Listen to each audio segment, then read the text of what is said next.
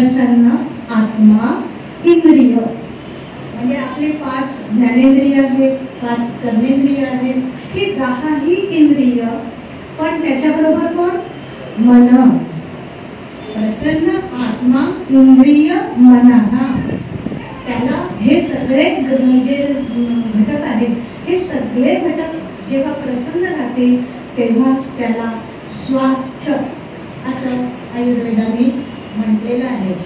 या आहेत डॉक्टर अनघा भिडे, ज्यांनी आज मन म्हणजे काय, स्वास्थ्य काय, कसे चांगले स्वास्थ्य आहे, आयुर्वेदाची व्याख्या काय, WHO काय स्वास्थ्याची व्याख्या केली याबद्दल, तसेच अनेक इतर बाबींबद्दल मार्गदर्शन केले. त्याचा हा भाग आपल्यासाठी. सद्गुरूचे जंगी महाराज आजच्या व्याख्याता श्रीमती अनघा अनिल भिडे आणि उपस्थित सर्व सदस्य गुरुबंधूंवर नवीन काही या ठिकाणी कर्मविभाग संस्थेतून आलेले आहेत, तर त्यांचा थोडासा परिचय करून देतो. त्यांचं शिक्षण BSc BEd MA PhD आणि योग विज्ञान विशारद ते आहेत. योगशास्त्र आणि होमिओपॅथीचा त्यांचा उत्तम अभ्यास आहे. लहानपणापासून त्यांना सामाजिक सेवेची आवड आहे. त्यांच्याकडे उत्तम व्यवस्थापन संघटन कौशल्य आहे.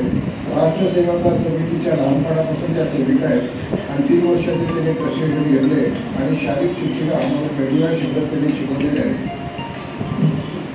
त्या 1997 पासून कपिलबाग माझ्या संस्थेमध्ये विश्वस्त म्हणून काम करत आलेले आहेत. जून 2021 पासून त्या कारभार बघतायत आणि आचार्यांनी स्थापन केलेल्या योग प्रकल्प हे आंतरराष्ट्रीय स्तरावर पोहोचण्याचे त्यांचे स्वप्न आहे. त्या दृष्टीने त्यांची वाटचाल चालू आहे. योगोपचारासाठी आलेली पहिली उघडी म्हणून कॅनडामध्ये त्यांचा सन्मान करून त्यांना गौरवण्यात आलेला आहे. पुण्याबाहेर योगोपचार शिबिर आयोजन करण्यामध्ये आणि शिकवण्यामध्ये त्यांचा महत्त्वपूर्ण सहभाग आलेला आहे.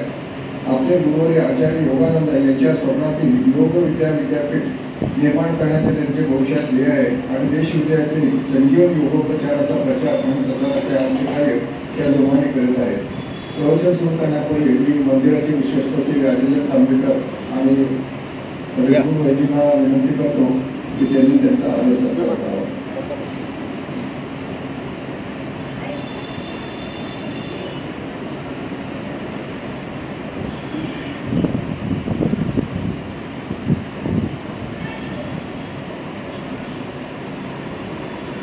कुंडली कोटा श्री ज्ञानदेव तुकाराम पंढरीनाथ महाराज की जय, श्री सद्गुरू जंगी महाराज की जय.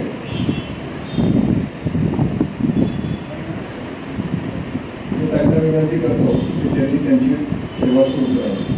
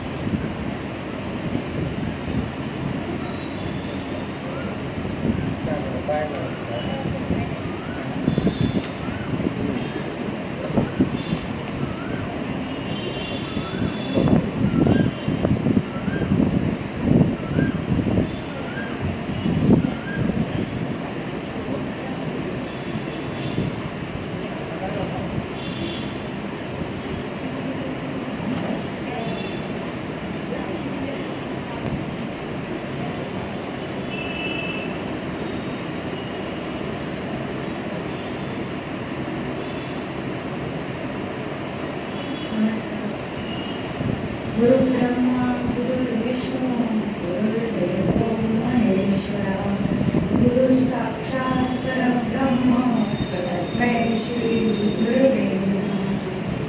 माझे गुरु डॉक्टर श्रीकांत विश्वनाथ तरंगेकर उर्फ आचार्य योगानंद यांना विनम्र अभिवादन करून मी माझे विचार मांडायला सुरुवात करतो.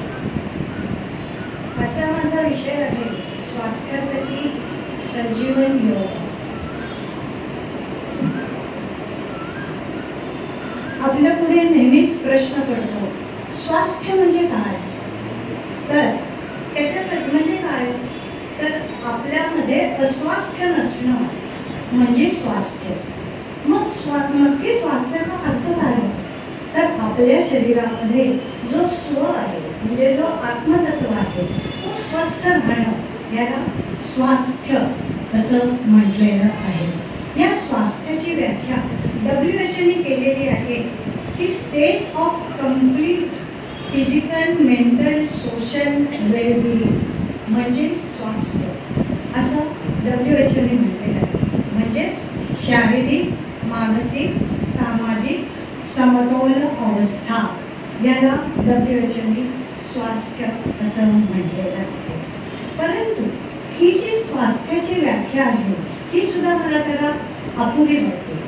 त्यापेक्षा आपल्या इथे असलेल्या आयुर्वेदाने जास्त त्याचं सखोल अभ्यास करून व्याख्या निर्माण केलेली आहे.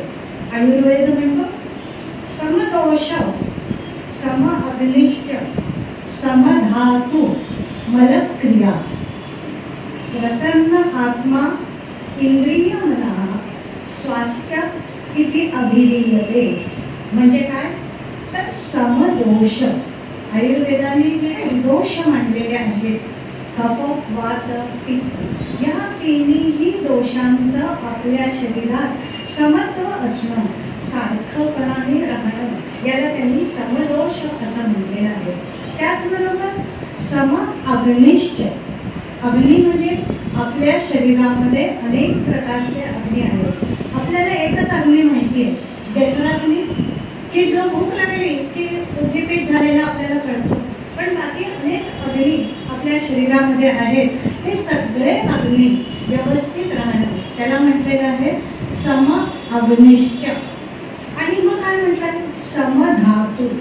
आपलं हे जे पांचभौतिक शरीर आहे हे सप्त धातूंनी बनलेलं आहे असं आयुर्वेद म्हणतो. त्याच्यातलं पहिलं काय आहे, रस, रक्त, मांस, मेद, असे 7 धातू ओजसापर्यंत जे जातात त्याला त्यांनी म्हटलेलं आहे सप्त धातू.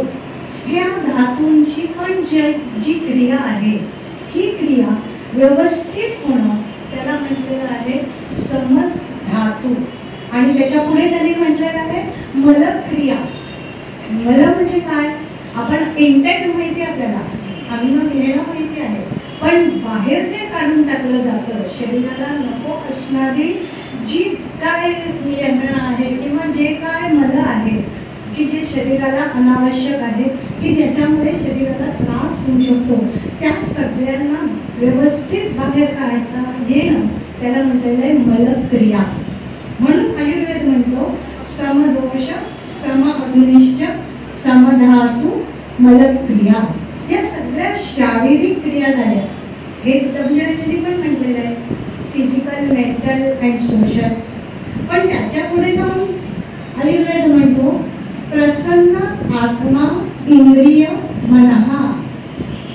प्रसन्न राहायला पाहिजे कोण, आत्मा, की जे आपण पहिल्यांदा म्हटलं स्वस्थ शरीरात असणारं आत्मतत्व हे स्थ राहिलं पाहिजे. स्थ म्हणजे उत्तम रीतीने राहणं, याला त्यांनी स्वस्थ असं म्हटलेलं आहे. म्हणून आता या वाक्यामध्ये काय आहे तर इंद्रिय, मन आणि आत्मा प्रसन्न होण्यावर जास्त भर आहे.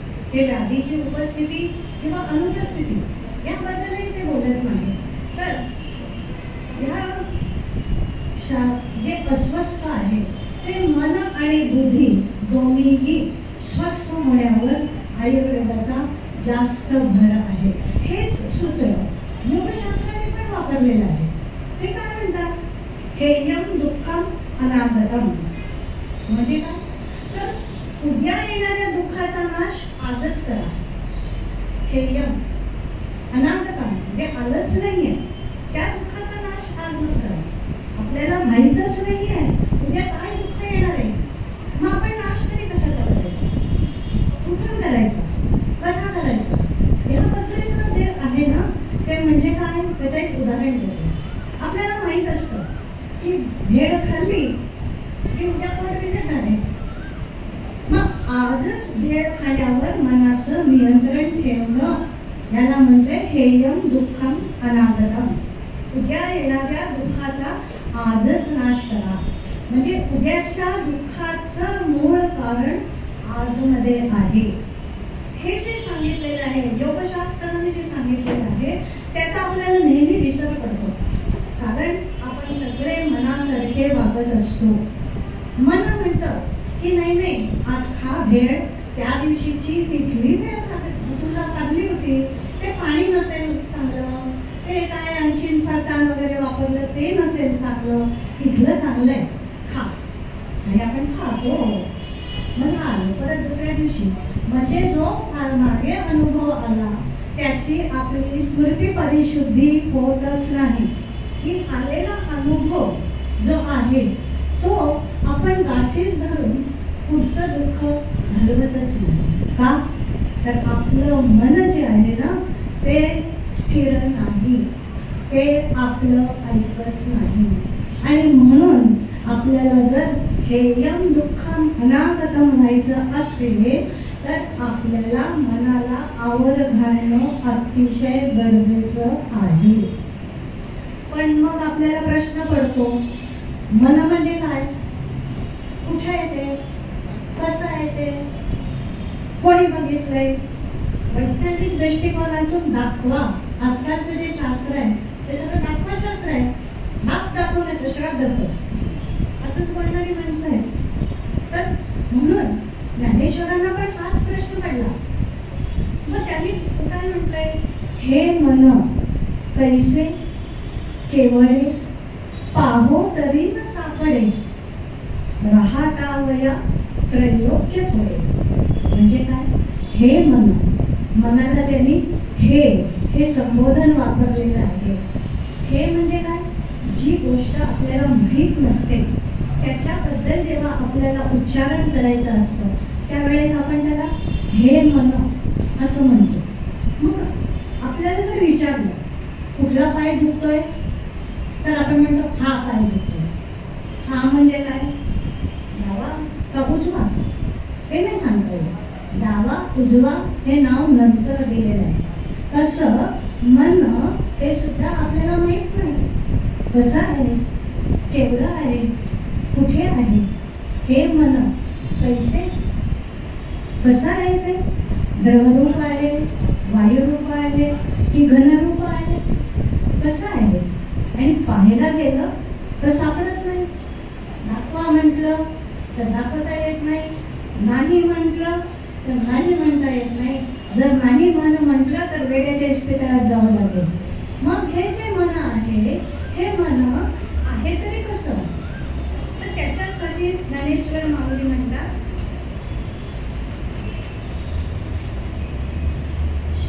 शोधवा म्हणून तरी न सापडे. शोधायला गेलं तर सापडत नाही. पण राहतावया त्रैलोक्य थोडे. राहतावया म्हणजे व्यापार करायला, म्हणजे या मनाला व्यापार करण्यासाठी त्रिलोक कमी पडतात. आपल्या संस्कृतीमध्ये 3 लोक सांगितलेले आहेत, स्वर्ग, पाताळ, पृथ्वी. हे तिन्ही लोक त्याला कमी पडतात. म्हणून मन क्षणात इथे असतं तर क्षणात कुठेतरी भरकटून येतं. म्हणजे आपण इथे बसलेले शरीराने इथे असतो पण मनाने कुठेतरी जाऊन येतो. मग आपल्या मुलाला जवळ अमेरिकेत आहे तिकडे जाऊन येतो, आणखीन कुठे कुठे जाऊन येतो, आणखीन काय कामं राहिले ती करून येतो. असं सगळं मन हे सारखं हिंडत असतं. आणि याला राहतावया म्हणजे काय, व्यापार करण्यासाठी तिन्ही लोक कमी पडतात असं माऊली म्हणते. पण मग मन दाखवता येत नाही तर मन आहे कसं. तेव्हा त्या माऊली असं म्हणते की मन नावाची काही वस्तू नाही आहे की अशी हे पेट ही बाटली असं दाखवता येईल असं नाही आहे मन. मग काय आहे तर ते एक कल्पनाच आहे. पण कल्पना म्हणावी तर कल्पना पण नाही आहे. तर मग ते काय आहे तर ते सावयव, अवयवांच्या बरोबर राहतो म्हणून त्याला सावयव, अवयवांच्या बरोबर राहणार. मग अवयव म्हणजे कुठले हो तर पंचज्ञानेंद्रिय आणि पंचकर्मेंद्रिय. हे जे 10 अवयव आहेत या अवयवांच्या बरोबर राहतो मन. हे जर नसेल तर त्या अवयवाचं कार्य होत नाही. म्हणून त्याला भगवद्गीतेमध्ये मनःषष्ठानी इंद्रियाणी असं म्हटलेलं आहे. 6वं इंद्रिय म्हटलेलं आहे की 5 इंद्रियांच्या बरोबर राहतं म्हणून ते 6वं इंद्रिय आहे. किंवा त्याला एकादश इंद्रिय असंही म्हटलेलं आहे. एकादश म्हणजे काय हो तर 5 कर्मेंद्रिय ह्याच्याबरोबर जर 11वं मन नसेल तर कार्य होत नाही. म्हणजे काय, आपल्याला एक बोट इथे असं ठेवलेलं आहे आणि ते हलवायचं म्हटलं तर त्याला स्वतःला हलवता येत नाही. त्याच्याबरोबर जर मन असेल आणि हलवायचं ठरवलं तरच त्या हालचाल करू शकतं. हे आपल्याला पॅरालिसिस जेव्हा होतं तेव्हा लक्षात येतं की नाही, तिथे मनच नाही. त्यामुळे तुम्हाला कळतच नाही ते बोट हलवायचंय कसं. समजा तुम्ही टीव्ही पाहण्यामध्ये अगदी गर्द झालेले आहात. तुम्हाला कोणीतरी खाली एक चिवड्याची कशी आणून दिली आणि तुम्ही त्या टीव्ही बघता बघता सगळा चिवडा खाऊन टाकता बशीतला आणि मग येऊन विचारलं कसा झाला होता चिवडा, अजून थोडा दे, खाऊन बघतो. कळलंच नाही. टीव्ही बघण्यामध्ये मन इतकं गर्द झालेलं होतं की त्यामुळे चिवड्याची चव कळली नाही. मग काय, खाण्याची क्रिया तर झाली पण मन नव्हतं. मन टीव्ही बघण्यामध्ये होतं. म्हणून मन हे नेहमी एकाच इंद्रियाबरोबर काम करतं. एका वेळेला 2 इंद्रियांबरोबर ते काम करू शकत नाही. मग आपल्याला नेहमी प्रश्न पडतो, मग मी सिनेमा बघतो म्हणजे काय, बघतो पण आणि ऐकतो पण ना, म्हणजे दोन्ही क्रिया एकदम चालू असतात माझ्या. मग असं कसं तुम्ही म्हणता, नाही बघत असतो तेव्हा ऐकत नाही, ऐकत असतो तेव्हा बघत नाही. समजा तुमचं ऐकण्याकडे लक्ष नसेल, नुसतं बघण्याकडे असेल तर 2-4 शब्द असे गळून जातात, त्याची लिंक लागत नाही. किंवा तुम्ही जर कोणाची तरी हाक ऐकली तर तुमची समोरची दृश्य निघून जातात. म्हणजेच मन हे डोळ्याकडून कानाकडे, कानाकडून डोळ्याकडे इतकं पटपट स्विच ऑफ स्विच ऑन होत असतं की तुम्हाला असं वाटतं मी बघतो पण आहे आणि ऐकतो पण आहे. पण तसं होत नाही. मन एका वेळेला एकाच इंद्रियाबरोबर काम करत असतं. आणि हे जे मन आहे हे मनाने काय केलेलं आहे, तर हे मनाने वायू तत्वाचा आधार घेतलेला आहे. वायू तत्व म्हणजे काय हो, तर पंच ज्ञानेंद्रिय जी आपली आहेत या पंच ज्ञानेंद्रियांनी एकेका तत्वाचा, पंचमहाभूत जी आहेत त्यांच्या एकेकाचा हात धरलेला आहे. म्हणजे रसनेनी धरला आहे जलतत्वाचा हात, नाकाने धरलेला आहे गंध म्हणजे पृथ्वी तत्वाचा हात, डोळ्याने धरलेला आहे अग्नी तत्वाचा हात, कानाने धरलेला आहे आकाश तत्वाचा हात. पण या मनाला काही कुठे जागच नाही मिळाली, एकटं पडलं. म्हणून माऊली म्हणते एकले ठेले निढाळ. निढाळ म्हणजे त्याला कुठलीही फांदी नाही, असं एकटं पडलं हे मन. मग आता त्यांनी काय करावं, कुठे जावं, कोणाचा हात धरावा. मग त्यांनी काय केलं तर वायू तत्वाचा हात धरला. आणि म्हणून वायू तत्वाचा नुसता हात नाही धरला तर त्याच्या अंतरंगामध्ये, अंतरगाभ्यामध्ये जाऊन ते बसलं, एकलं पडलं, वायू तत्वाचा हात धरला आणि म्हणून ते चंचल आहे. आणि ह्या चंचलत्वाला जर तुम्हाला थांबवायचं असेल, स्थिरता आणायची असेल तर त्याच्यासाठी मग काय केलं पाहिजे. पण हे चंचल मन आपल्या शरीरात आहे कुठे.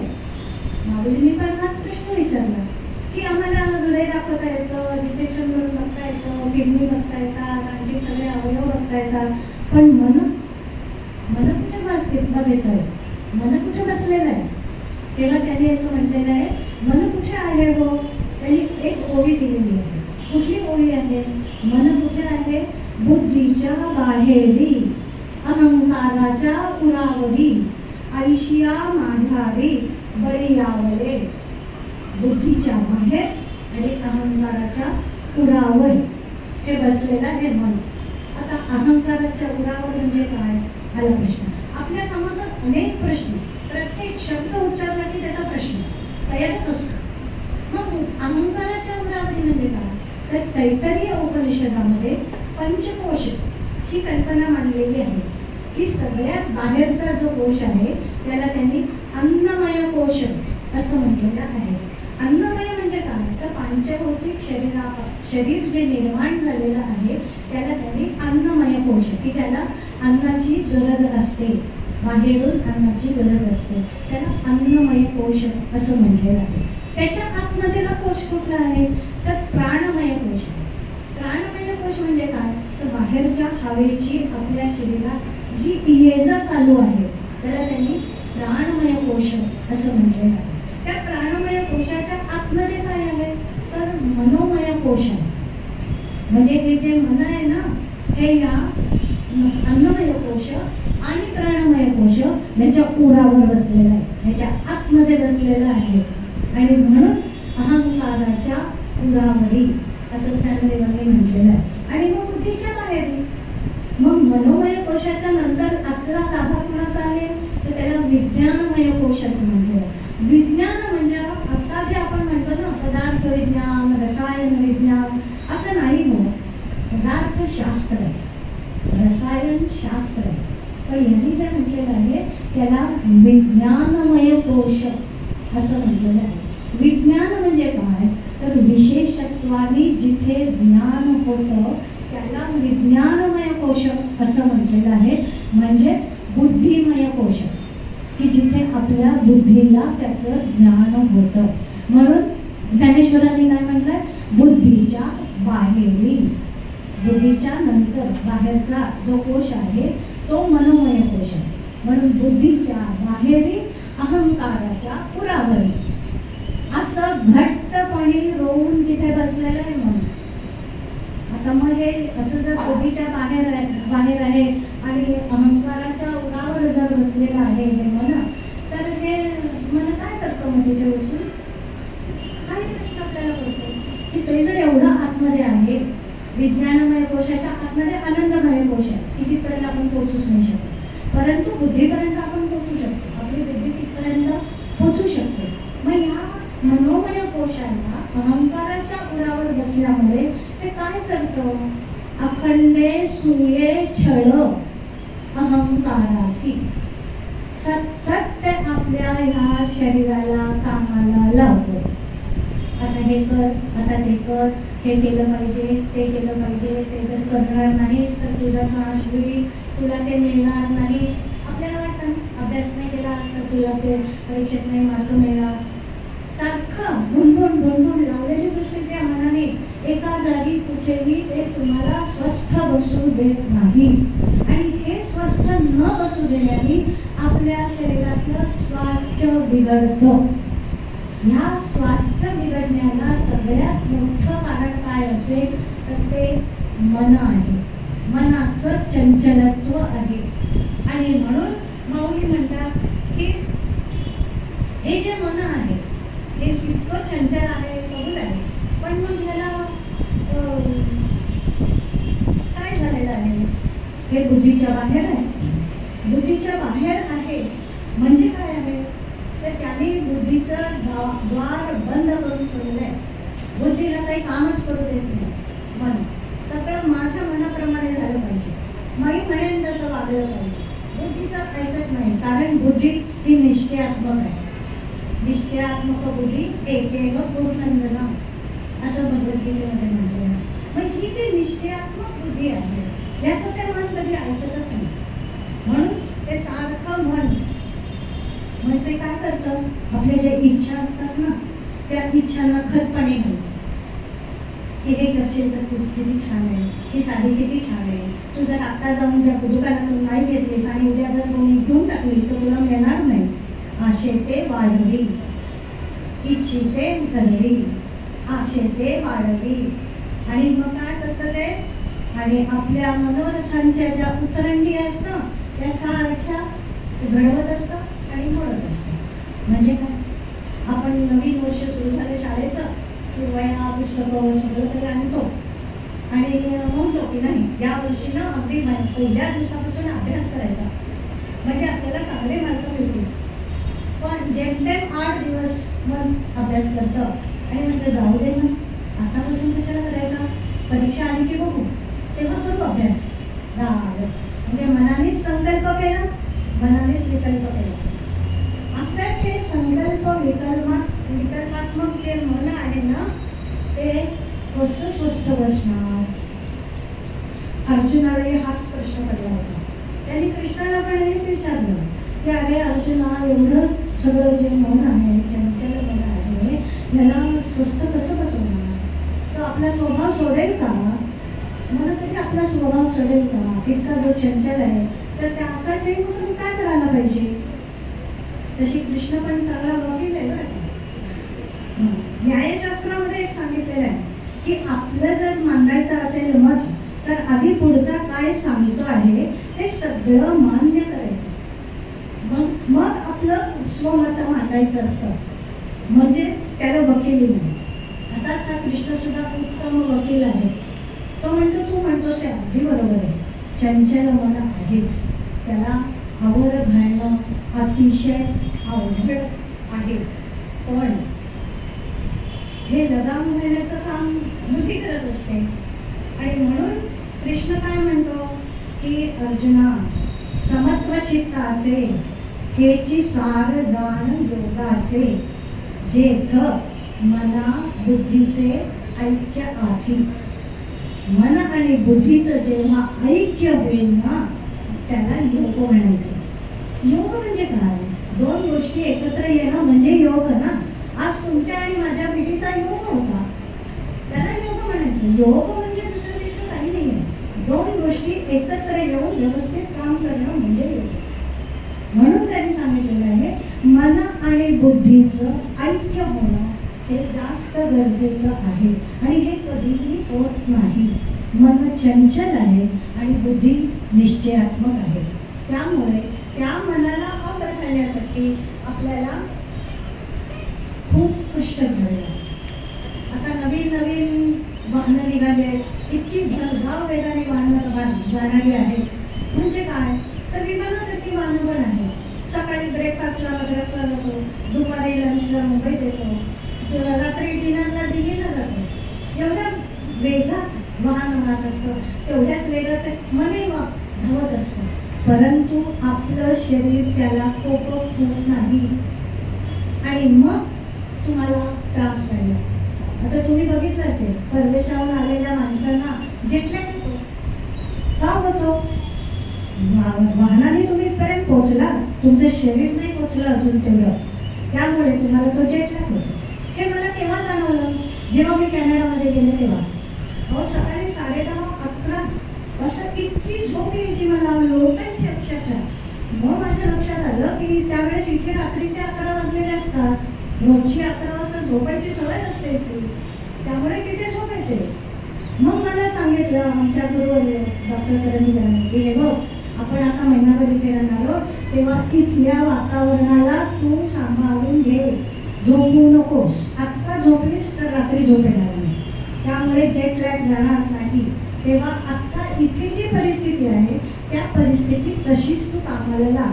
थोडा होईल त्रास तुझ्या शरीराला, पण तो जेट लॅग राहणार नाही. म्हणून मी म्हणते की एवढं पटपट आपलं शरीर बदलत नसतं, आणि हा जर प्रवास सतत होत राहिला तर आपल्याला स्वास्थ्य बिघडण्याची म्हणजे काय म्हणायचं त्याला की शक्यता असतेच. असं जर तुम्ही वेडवाकडं वागाल तर स्वास्थ्य हे बिघडणारच आहे. आणि मग काय होतं, काळ काम वेग आपण लहानपणी करायला शिकलो, काळ काम वेगाचं ते कधी जमतच नाही. काळ होता तो निसटून जातोय, क्षणाक्षणाला काळ हा निसटून जातोय. वेग आपला मंदावतो, कारण शारीरिक अस्वास्थ्य असतं, त्यामुळे वेग मंदावतो, काळ सुटून जातो. आणि मग काय होतं तर आपल्याला चिडचिड होते, काम होत नाही, कामाचे डोंगरच्या डोंगर राहतात. आणि मग काय करायचं, मग मनाची चिडचिड. मग शरीराचं आणि मनाचं दोघांचंही स्वास्थ्य बिघडतं. ह्याच्यासाठी म्हणून ही जी मनाची धाव आहे ना, ही तरी शांत होणं गरजेचं आहे. आणि म्हणून मग असं जेव्हा अस्वास्थ्य होतं ना, त्यावेळेस आपल्या शरीरात गाठी पडायला सुरुवात होते, अनेक गाठी पडतात. म्हणजे काय कळलं नाही आम्हाला काय गाठी असतात. अशा गाठी आपल्याला लहानपणापासून पडत असतात. आपल्या मनाविरुद्ध एखादी गोष्ट झाली की आपल्याला राग येतो, मुठी आवडल्या जातात, डोळे लाल होतात, एकामेकाबद्दल विश्वास निर्माण होतो, म्हणजे गाठच पडते की नाही. अशा गाठी आपल्या शरीरात पडत असतात, त्या नकळत पडतात, आपल्याला कळतही नाही. आणि ह्या गाठी पडल्या की आपल्या शरीरात शक्ती संचलनाचा जो प्रवाह आहे, या प्रवाहामध्ये अडथळा होतो. म्हणजे काय, नदी वाहते आहे, नदीला बांध घातला की अडथळा झाला ना, त्याला म्हणायचं गाठी पडणं. नदीच्या प्रवाहाला तुम्ही गाठी बांधून धरण करता, खरं म्हणजे ते योग्य नाही. जेव्हा जे असेल त्याप्रमाणे वागायला शिकणं हे जास्त महत्त्वाचं आहे. पण माणूस आहे ना, सगळ्याचे आम्ही करतो आहोत. आणि मग अशा गाठी निर्माण झाल्या की एकमेकाबद्दल मनामध्ये द्वेष निर्माण होतो. अशा गाठी परत झाल्या की मग एकमेकाबद्दल आपल्या मनामध्ये द्वेष निर्माण होतो आणि मनाची कुरूपता येते, मन कुरूप होऊन जातं. मग काय, त्याच्याशी बोलावं असं वाटत नाही, त्याच्याकडे बघावं असं वाटत नाही, मग त्याच्या समोर दृष्टीसमोर सुद्धा तो माणूस नको, असं एकमेकाबद्दल द्वेष होतो. ही जर कुरूपता आपल्याला घालवायची असेल तर मनाची निर्मलता येणं गरजेचं आहे. आणि ही निर्मलता येण्यासाठी उद्योजकता, काहीतरी सतत कामामध्ये राहणं, त्या मनाला आपल्या बरोबर ठेवणं हे जास्त गरजेचं आहे. म्हणून ती उद्योजकता वाढवणं किंवा उद्यमशीलता वाढवणं हे अतिशय गरजेचं आहे. आणि अशा एखाद्या विधायक कार्यामध्ये जर तुम्ही राहाल तरच शरीरामध्ये चालणारं जे शक्ती संचलन आहे ते व्यवस्थित व्हायला मदत होते. अन्यथा हे जर शक्ती संचलन व्यवस्थित नाही झालं तर त्याचे विपरीत परिणाम तुम्हाला दिसतात. काहीतरी व्याधी होते, मग त्या सेल्सच वाढतात, मग ते कॅन्सरच होतो, ते नाहीतर मग आणखीन काही वेगवेगळ्या व्याधी होतात. कारण त्या ऑर्गनला जे काहीच मिळालं पाहिजे, स्त्रोत जे आयुर्वेदाने म्हटलेलं आहे, रस रक्त यांचा जो स्त्रोत आहे, वहन आहे, ते व्यवस्थित होत नाही. गाठी पडल्या ते अडथळे येतात आणि मग असे गाठी पडून आहेत. म्हणून मग काय केलं पाहिजे, तर स्पेस म्हणजे जागा निर्माण झाली पाहिजे. मग स्पेस म्हणजे काय, जागा म्हणजे काय, तर बघा घरात नवीन जी सून येते तिला सुद्धा स्पेस करून द्यावी लागते सुनेची. त्याला म्हणायचं जागा. ही जागा आपल्याला निर्माण करावी लागते. तशीच आपल्या शरीरांतर्गत सुद्धा प्रत्येक अवयवाला मिलीमीटरच्या अंतराने बसवून ठेवलेलं आहे. आपलं शरीर कसं आहे माहिती आहे का, खूप अद्भुत आहे. उभं कपाट आहे आणि त्याच्यामध्ये जर तुम्ही असे साड्या कपडे लावून ठेवले तर राहतील का, नाही, ते कोसळून पडतात. पण आपल्या शरीरामध्ये मात्र तसे ठेवलेले आहे. हात ठेवलाय, लंग्स ठेवले, किडनी ठेवले, त्याच्यानंतर लिव्हर ठेवलेली आहे. उभ्या कपाटामध्ये ठेवलेल्या अवयव आहेत ते सगळे. म्हणून माणूस हा एकटा असा प्राणी आहे की जो पाठीवर झोपू शकतो. बाकी कुठलाही प्राणी पाठीवर झोपत नाही. त्याचे हात पाय असे वरत असतात झोपला पाठीवर तरी, किंवा मांडी घालून बसतायत माणसाला. कारण त्याचा जो स्पाईन आहे ना तो अँटी ग्रॅव्हिटेशनल फोर्सने उभा आहे. बाकी सगळ्या प्राण्यांचा स्पाईन आडवा आहे. म्हणून ते प्राणी चतुष्पाद आहे. आपणही चतुष्पादच आहोत, पण चतुष्पाद असले तरी आपल्याला दोन पाय उचलण्याची कला लाभलेली आहे. आणि म्हणून माणूस हा द्विपाद झालेला आहे. आणि ही जी स्पेस आहे, ही स्पेस माणसाला व्यवस्थित ठेवण्याची गरज आहे. या स्पेसची अदलाबदल झाली तर काय होईल, प्रश्न आहे ना. स्पेस आहे ही दोन्ही हातांपासून दोन्ही पायांपर्यंत हे जे मधलं धड आहे ना, या धडामध्ये सगळी स्पेसच आहे. मग या स्पेसची अदलाबदल झाली तर काय होईल, तर छातीमध्ये जे गॅसेसचे एक्सचेंज होत आहे, एक कार्बन डायऑक्साईड बाहेर जातोय आणि प्राणवायू आतमध्ये येतोय. ही गॅसेसला दिलेली छातीची पोकळी आहे. आणि पोटामध्ये काय आहे, केमिकल फॅक्टरी आहे. सगळ्या अन्न पचन करणं, सगळ्या शरीराला पोचवणं, ही केमिकल फॅक्टरी पोटात आहे. पण जर पोटातली केमिकल फॅक्टरीवर छातीत आली तर जळजळतं, ॲसिडिटी होते. आणि समजा छातीतली गॅसेस फॅक्टरी पोटात गेली तर गॅसेसचा त्रास होतो. म्हणजे जागा बदलही चालत नाही, पण स्पेस असण्याची नितांत गरज आपल्या शरीराला आहे. आणि ही स्पेस ज्याने त्यांनी आपल्यालाच करावी, निर्माण करावी लागते. आयुष्यभर आपण उभं राहून काम करतो आणि मग काय होतं, गुडघे दुखायला लागतात, का दुखतात गुडघे? तर मसल्समध्ये जी स्पेस आहे ती कमी होते, ग्रॅव्हिटीमुळे ओढलं जातं आणि ती स्पेस कमी होते. ती मसल्स जवळ आल्यामुळे ती गुडघ्याची जी दोन हाडं आहेत ती जवळ येतात एकमेकाच्या आणि मग तिथे घर्षण निर्माण होतं, दाब निर्माण होतो, सूज येते, गरम लागायला लागतं, असे अनेक प्रकार. आणि मग आपल्याला पुढे पाय टाकणं पण अशक्य होतं. त्याला डॉक्टर म्हणतात गुडघ्यातली स्पेस कमी झाली, दोन वर्टिब्रांच्या मधली स्पेस कमी झाली. तरी पण ती स्पेस क्रिएट होती ना पहिल्यांदा, मग ती तुम्ही घालवली तुमच्या कामामुळे, तुमच्या या मनाच्या हव्यासामुळे ती तुमची स्पेस गेलेली आहे. ती स्पेस पुन्हा निर्माण करणं जास्त गरजेचं आहे. त्याच्यासाठी मनाची स्थिरता देणं गरजेचं असतं. आणि ही स्पेस जी आहे ही आपणच आपण आपली घालवत असतो. आपले जे षड्रिपू आहेत ना, काम, क्रोध, लोभ, मद, मोह, मत्सर, हे षड्रिपू 6 खरंच आहेत का? नाही. गीता म्हणजे 3च आहे, काम, क्रोध आणि लोभ, हे 3च रिपू आहेत. त्याची रिप्लिका म्हणजे मद, मोह आणि मत्सर आहे. त्याची रिप्लिका आहे. मत्सर येतो काम न झाल्यामुळे, इच्छा न झाल्यामुळे, आपल्या मनासारखं न झाल्यामुळे. म्हणून काम याचा अर्थ इच्छा, हवे असलेल्या आपल्याला गोष्टी ज्या मिळवायच्या आहेत त्या. म्हणून मी काम याला म्हणते भविष्य, उद्याचं भविष्यासाठी आज विचार करणं, त्याला म्हटलंय काम, इच्छा. आणि मग लोभ म्हणजे काय? तर ते भविष्य, भूतकाळातलं.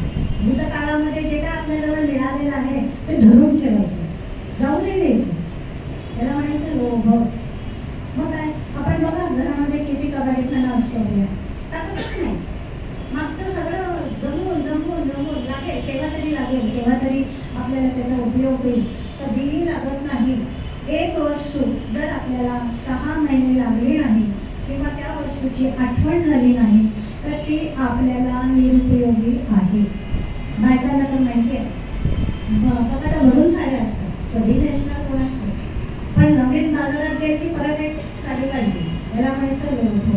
मग तो पैशाचा असेल, तो कपड्यांचा असेल, तो तुमच्या शारीरिकतेचा असेल, आणखी काय अनुवंशिकतेने तुमच्याकडे आलेला आहे त्याचा लोभ. आणि हे काम आणि लोभ हे दोन्ही जर नाही मिळालं तर क्रोध ठेवलेला आहे. क्रोध येणारच आहे. का नाही येणार? कारण गेलं ना, हातात होतं ते गेलं म्हणून राग येतो, पुढचं मिळालं नाही म्हणून राग येतो. आणि मग हा क्रोध आला ते गाठी पडत जातात, अशा निर्गाठी पडत जातात त्याच्या, की त्या सोडवायच्या कशा हेच आपल्याला कळत नाही. आणि म्हणून ह्या षड्रिपूंच्या साठी ह्या गाठी सोडवायच्या असतील तर त्यासाठी मन आणि बुद्धीची स्थिरता येणं अत्यंत गरजेचं आहे. ही मनाची स्थिरता जोपर्यंत येत नाही तोपर्यंत आपल्या शरीरात अशा गाठी निर्माण झालेल्या आहेत हेच आपल्याला कळत नाही. म्हणून ही स्थिरता येण्याची गरज आहे. मग आता प्रश्न पडला, स्थिरता म्हणजे काय? मनाची स्थिरता म्हणजे काय? स्थिरता म्हणजे काय सांगायचं? आपण बसलेले आहोत, बसलेले असताना काय असतं, उगाचच पाय हलवत राहतो, उगाचच पाय हलवत. तर पाय हलवण्याची काही गरज आहे का? बसलेलं आसन जर तुम्ही टेकलेलं आहे तर पाय हलवण्याची गरज नाही आहे. मग बसण्याच्या आसनामध्ये पाय न हलणं ही त्यावेळेची पायाची स्थिरता आहे. पण चालताना पाय हललेच पाहिजे. तिथे जर दगडासारखे असेच राहिले तर पार्किन्सन्स म्हणते, जातच नाही पुढे पाय, तेही नाही चालणार. मग चालताना पाय हलत राहणं ही त्यावेळेची पायाची स्थिरता आहे. म्हणजे स्थिरता ही सापेक्ष आहे. जेव्हा जे काय करायचं आहे त्यानुसार त्याची हालचाल होणं म्हणजे स्थिरता. दगडी निश्चलता म्हणजे स्थिरता नव्हे. आणि म्हणून मग काय सांगितलेलं आहे की ही स्थिरता जर आली नाही तर तुमच्या मनामध्ये गाठी होतात, निर्माण होतात. मग या गाठी सोडवायच्या कशा? आपल्याला माहिती आहे खरं म्हणजे या गाठी सोडवायच्या कशा. जावा जर घरात त्याचं भांडण होतं एकमेकीची उडी काढतात आणि मग परत गळ्यात गळे घालून संसाराला मोकळ्या. म्हणजे काय झालं? एकमेकीच्या बद्दलची मनामध्ये जी भावना होती, आढी होती, गाठ होती, ती आपण सोडवली आणि परत आपण एकत्र झालो. अशा गाठी आपल्यालाच सोडवता याव्या लागतात. आणि म्हणजे कसं होतं बघा, डोक्या जावांचं किंवा सासू-सुनेचं गडाक्याचं भांडण झालं की एखादा पावसाची सर पडून गेली की कसं आकाश निरभ्र होतं, तशी त्यांची मनं एकदम निर्मळ होऊन जातात आणि पुन्हा गळ्यात गळे घालून पिण्याला मोकळे. त्याला म्हणायचं स्थिरता. त्या क्षणापुरती असते, ती कायमची नाते अशा जाणार नाही, परत त्या गाठी पडतच जातात. पण हे गाठी सोडवण्यासाठी ह्या मार्ग एक सांगितलेला आहे. आता ह्या गाठी ह्याच जन्मातल्या असतात का की जावाजावांचं समोर समोर झालं? हा, ह्या गाठी जन्मजन्मांतराच्या आहेत, ह्याच जन्मातल्या आहेत अशा अजिबात नाही. हे कसं काय तुम्हाला कळलं जन्मजन्मांतराच्या आहेत असं? मग आपण डोंगरावर गेलो की जोरात ओरडतो ना, का ओरडतो? ती व्याघ्र योनीतली ओरडण्याची अवस्था आहे की आता आपण रिकामी भावना करून घेतो आहोत, मोठ्यांना ओरडतो डोंगरावरचं, किंवा घरात कोणी आजूबाजूला नाही असं पाहून आपण लग्न व्हायला प्रयत्न करतो. का? कारण ती प्राणीजन्य अवस्थेतली अवस्था आहे. जसं लहान मुलाला कपडा माहीतच नसतो, त्याला नग्नता कपडा घालणं ह्याच्याबद्दल काहीच किंमत नसते किंवा काही त्याच्यामध्ये भावना पण नसते. ही जी नग्नतेची अवस्था आहे ही प्राणी जगातली आहे. आणि म्हणून म्हटलेलं आहे की आहार निद्रा भय मैथुनंच. आहार निद्रा भय आणि मैथुन हे सगळ्यांना आहे. आहार लागतो खायला प्यायला, निद्रा लागते विश्रांतीसाठी, भय आहे कोणी माझ्या मारेल का, उच्च मिळेल का, आणि मैथुन म्हणजे पुनरुत्पादन, प्रोडक्शन, रिप्रोडक्शन, हे सगळ्या प्राण्यांना आहे. आहार निद्रा भय मैथुनंच सामान्य एकच पशुभीर नराणाम. हे सगळ्या नर आणि पशु पक्षी सगळ्यांना आहे. मग माणसाला काय दिलेलं आहे? तर माणसाला दिलंय बुद्धिरितेषाम अधिको विशेषा. बुद्धी दिलेली आहे माणसाला. या सगळ्या प्राण्यांना बुद्धी आहे बरं का, बुद्धी नाही असं नाही, पण ती त्यांची सीमित आहे, निसर्गाने सीमित केलेली आहे आहार निद्रा भय आणि मैथुनापुरतीच. पण मग माणसाला काय दिले? तर बुद्धिरितेषाम अधिको विशेषा. माणसाला बुद्धी जास्त दिलेली आहे, त्यामुळे तो माणूस पशु आणि नर ह्याच्यापासून वेगळा होतो, पशुसारखा वागत नाही. जर तो पशुसारखा बुद्धी नसेल, बुद्धिहीन असेल तर तो पशुसारखा वागतो. बुद्धिरितेषाम अधिको विशेषा बुद्धिहीन पशुभिः समानः. जर त्या माणसाने आपली बुद्धी वापरली नाही तर तो पशुसारखा वागतो. हे आपल्याला माहिती आहे आणि हे आपल्याला सांगितलेलं पण आहे. पण मग या सगळ्या ज्या हे पशुभिः समानः असं जे म्हटलेलं आहे, मानवाला जे बुद्धीचं स्वातंत्र्य दिलेलं आहे, या स्वातंत्र्याचा उपयोग करून तो सामाजिक बांधिलकी सांभाळत असतो समाजामध्ये. कारण बाकी कोणाही पशुला सामाजिक बांधिलकी नाही आहे, फक्त मानवालाच तेवढी सामाजिक बांधिलकी आहे. आणि ह्या सामाजिक बांधिलकी जास्त झाली की व्याधी निर्माण होते. आणि हे व्याधी निर्माण होण्याचं जे तंत्र आहे हे आपले ज्येष्ठ शास्त्रज्ञ जगदीशचंद्र बोसांनी करून दाखवलेले आहे. त्यांनी वनस्पतींवर प्रयोग केले, त्यांनी धातूंवर प्रयोग केले की समजा एखाद्या वनस्पतीला तुम्ही क्लोरोफॉर्म दिला किंवा विषारी औषध दिलं तर त्याची वाढ खुंटते, आणि जर त्याच्यावर त्याचा उतारा दिला तर त्याची वाढ पूर्ववत झालेली दिसून येते. तेच त्यांनी धातूवरही करून टाकलं की समजा एखाद्या धातूवर तुम्ही विषारी औषध टाकलं तर तो धातू आक्रसतो, आणि जर त्याला अँटीडोस दिला तर तो धातू परत आपलं कार्य सुरू करतो. म्हणजेच काय हो, तर प्रत्येक सजीव आणि निर्जीव वस्तूमध्ये एक समान धर्मी असं नित्य कार्य चालू आहे. हे त्यांनी आपल्याला दाखवून दिलेलं आहे. जगदीशचंद्र बोसांच्या सगळ्या तुम्ही जर त्यांचे प्रयोगांचा अभ्यास करा तर त्याच्यामध्ये म्हणून मग आपल्याला काय शिकवलं की वनस्पतींना पण जीव असतो. हे त्यांनी सिद्ध केलं. नाही त्यांनी हे नाही सिद्ध केलं. त्यांनी सिद्ध केलं की जर तुम्ही त्याला काही अडथळा आणला तर त्याची थांबते वाढ आणि अडथळा दूर केला की ती वाढ परत सुरू होते. हे आपल्याला हरभऱ्याच्या झाडामध्ये दिसतं की किंवा आपण वाटाणे सोलायला लागले तेवढी मोठी आळी दिसते आणि मग ती अशी आळी जात असते. लहान मुलं काय करतात, एक काडी घेतात, त्या आळीला लावतात. ते लावण्याने काय होतं, ते आक्रसते आणि गोल होऊन जाते. आक्रसणं म्हणजे व्याधी. त्याला योगशास्त्राने भय म्हटले आहे की ज्या भयामुळे, मग हे भय काय असेल, अनेक जन्मांमधलं भय आपल्यामध्ये आलेलं असतं की म्हणजे असं समोर काहीतरी अद्भुत दिसलं म्हणजेच भय असं तर नाही. आणि ते भय काय आहे हेच आपल्याला समजत नाही आणि त्याच्यामुळे मन अस्वस्थ होतं.